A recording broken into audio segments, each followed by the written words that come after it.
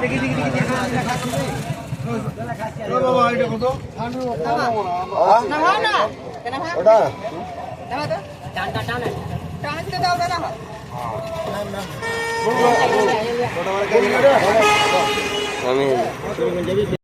Hello WhatsApp বন্ধুরা, কেমন আছো সবাই? আশা করি সবাই অনেক ভালো আছো।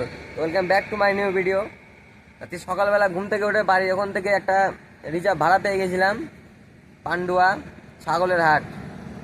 তো ওদেরকে এসে নামিয়ে দিয়েছি, রিজার্ভ ধরেছিলাম 200 টাকা দিয়ে। তো ওদেরকে নামিয়ে দিয়ে আধা ঘন্টা আমরা দাঁড়িয়েছিলাম, ভাবলাম যদি এখান থেকে একটা ভাড়া পেয়ে যায়। তারা ভাড়া এসেছিল, একটা ভাড়া এসেছিল, বলছে পীরগঞ্জ ঘাট যাওয়া।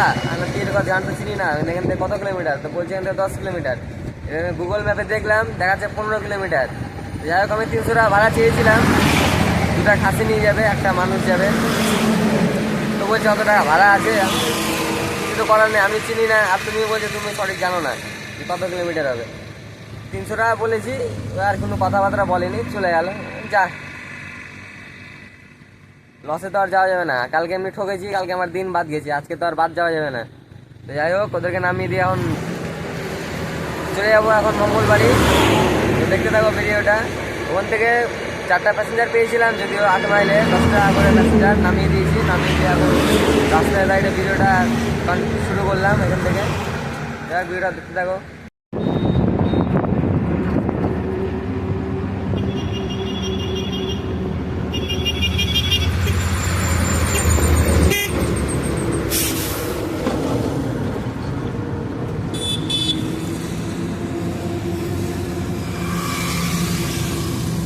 দাদা,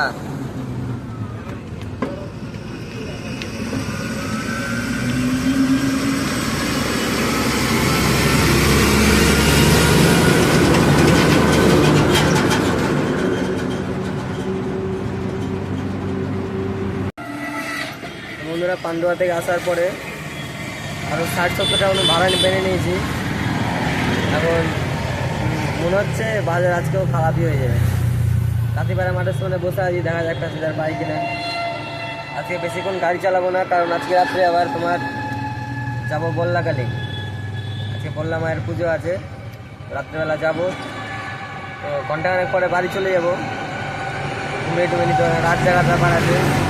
মোবাইল টোবাইল চার্জ করে দিতে হবে, খাওয়া দাওয়া করতে হবে। দেখতে থাকো ভিডিও।